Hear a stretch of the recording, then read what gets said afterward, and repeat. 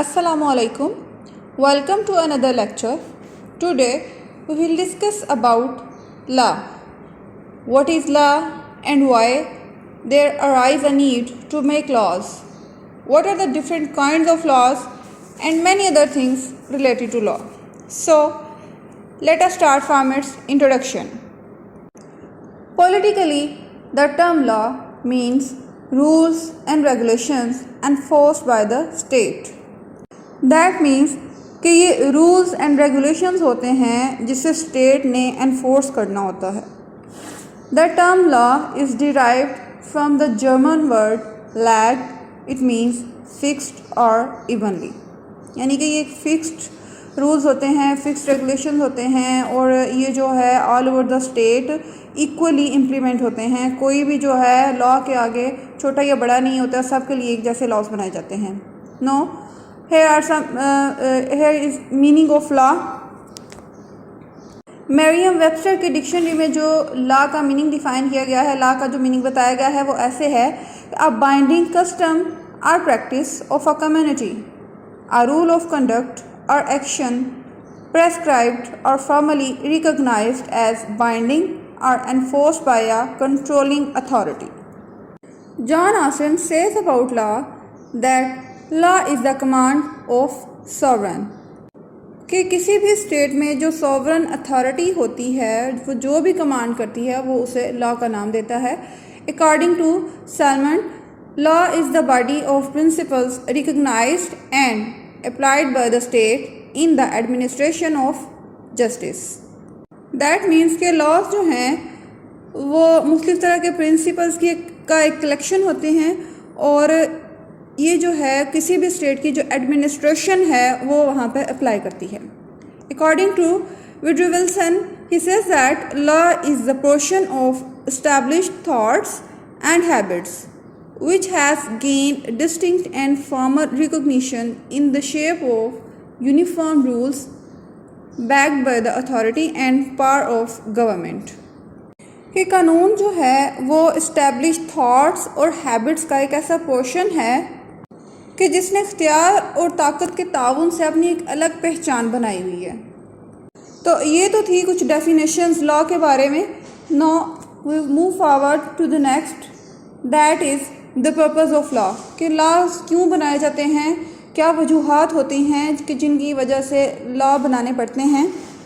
The purpose of law is to provide peace, protection and security to the people. तो law का जो basically मकसद क्या है, एक तो स्टेट में अमन व अमान कायम रखना है, लोगों को प्रोटेक्शन फ्राहम करना है और लोग जो हैं ताकि वहाँ पे सिक्योर रहें और अपने आप को अपनी ही स्टेट में इनसिक्योर फील मत करें.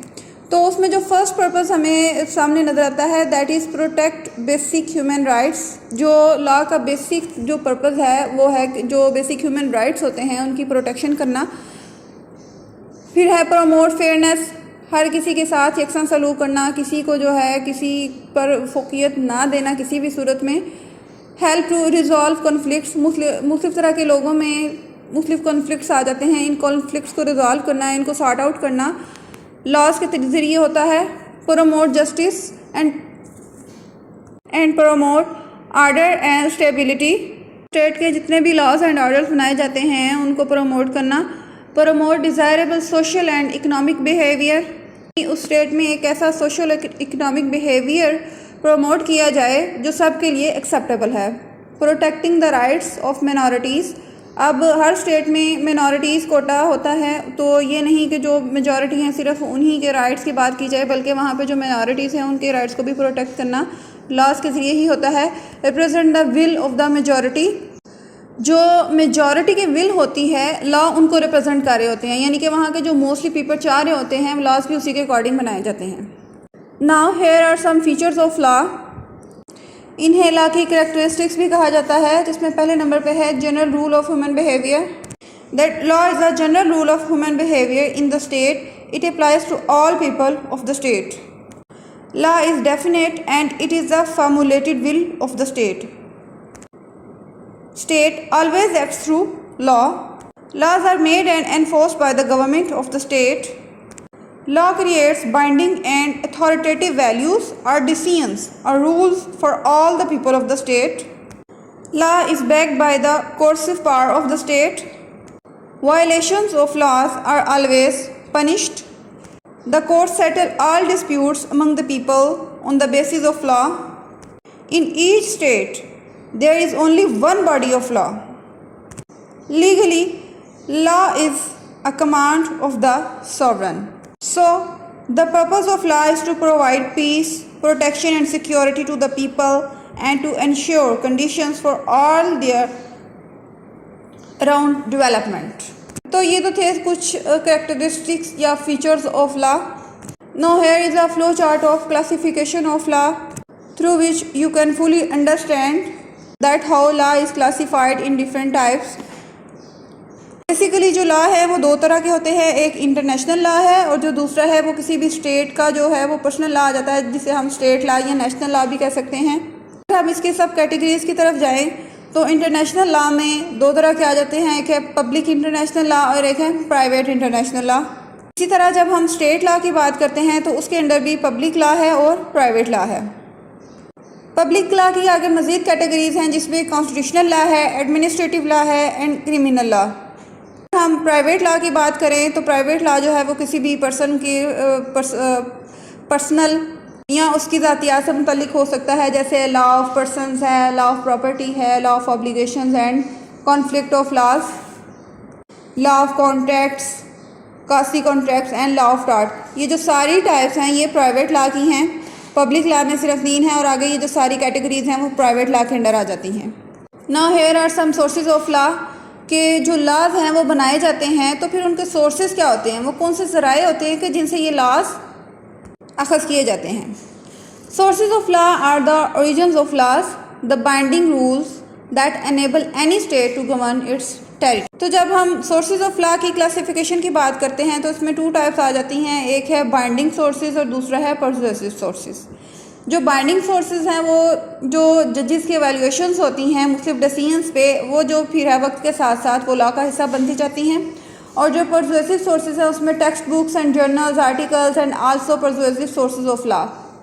अब सोर्सेज ऑफ लॉ में कौन कौन सी कैटेगरीज आ जाती हैं, इसमें है कस्टम्स, यानी कि किसी भी स्टेट में जो वक्त के साथ साथ कोई कस्टम्स रिवाज पा जाते हैं तो फिर वो जो है लॉ का हिस्सा बन जाते हैं. आगे है रिलीजन, किसी भी स्टेट का जो ऐसे स्टेट जो सिर्फ रिलीजन बेसिस पे इस्टेब्लिश हुई हों तो उनका जो एक बहुत बड़ा हिस्सा जो है लॉज का वो रिलीजन से होता है. जैसे अगर हम इस्लाम की बात करें तो हमारे जितने भी लॉज हैं वो हमारी जो कुरान पाक है, जो अल्लाह ताला की किताब है वहाँ से, और जो अहादीस हैं और उसके बाद जो जितने भी उलमा वगैरह हैं उनके जो लॉज बनाए हुए हैं उन्हीं से हमारे लॉज तरतीब दिए जाते हैं. आगे है विल ऑफ द स्टेट. अब हर स्टेट की जो विल है वो दूसरे स्टेट से डिफरेंट है. अब ये नहीं हो सकता कि जो एक स्टेट में जो लॉज बनाए जाते हैं वो किसी दूसरे स्टेट में भी इम्प्लीमेंट हो सकें, ऐसा मुमकिन नहीं है क्योंकि हर स्टेट में रहने वाले जो लोग हैं उनकी विल अलग होती है. आगे है जुडिशल डिसीजंस. मुख्तलिफ औकात में मुख्तलिफ तरह के जो है वो मसले मसाइल आते हैं, फिर वो उस पर जो भी डिसीजंस होते हैं वो वक्त के साथ साथ लॉज का हिस्सा बनते जाते हैं कि पास में इस मसले के ऊपर इस तरह का डिसीजन लिया गया था तो ये भी जो है सेम सिचुएशन है, सो इस पर भी हम यही डिसीजन ले लेते हैं. The next is justice, equity and good conscious. Next is scientific commentaries. मुख्तलिफ तरह के जो साइंटिफिक रूल्स आ जाते हैं फिर वो भी लॉज एंड रेगुलेशन का हिस्सा बनते जाते हैं. लेजिस्लेशन है और फिर है conventional law, international treaties, agreements. ये जो सारी चीज़ें हैं ये सोर्सेज ऑफ लॉ के अंडर आती हैं क्योंकि इन्हीं के थ्रू जो हैं वो लॉज जो हैं वक्त के साथ साथ तरतीब पाते जाते हैं और लॉज का जो सेट ऑफ लॉज है उनका हिस्सा बनते जाते हैं. Law and morality. अब ये जो लॉ है और जो मोरालिटी है इसका आपस में बहुत ही गहरा ताल्लुक है. Law and morality are closely interrelated. According to Plato, the purpose of the state is to implement ethical values in a society. यानी कि जितनी भी सोसाइटी की वैल्यूज़ एथिकल वैल्यूज़ हैं उनको इम्प्लीमेंट करना जो है वो जो स्टेट का जो है एक मकसद होता है. और जब स्टेट के मकसद में कोई भी चीज़ इम्प्लीमेंट करनी है वो थ्रू लॉ होनी है. The best state is that which is nearest in virtue to the individuals. If any part of the body political suffer the whole body suffer, यानी कि अगर कोई भी जो पर्सन है वहाँ का सफ़र करता है, किसी भी मतलब बुरी सिचुएशन से गुजर रहा होता है, तो उसका मतलब जितने भी वहाँ के रहने वाले लोग हैं वो उस सिचुएशन से गुजर रहे होते हैं। Distinction between law and morality is that law is enforced by state and morality is the moral values of a society. तो किसी भी सोसाइटी में जब आपने लॉस बनाने हैं तो उनकी मोरल वैल्यूज़ को आप एक साइड पे नहीं रख सकते, उन मोरल वैल्यूज़ को मद्देनज़र रख के ही किसी भी जो स्टेट है उसमें जो लॉज हैं वो तरतीब दिए जाते हैं। So law and morality are closely interrelated. We can conclude that law means any standards or principles according to which certain acts in certain circumstances must operate, and no doubt the benefits of law are great. In analyzing the relationship between law and morality, we are not basically concerned with the private morality, as it reflects individuals' perceptions of right and wrong. Moreover, there is variation in these concepts as the personal training, inclination, and education of the individuals affect their concepts regarding right or wrong. तो ये तो था हमारा आज का lecture. So I hope you have fully understood the basic concept of law. Thank you. Stay blessed. Allah Hafiz.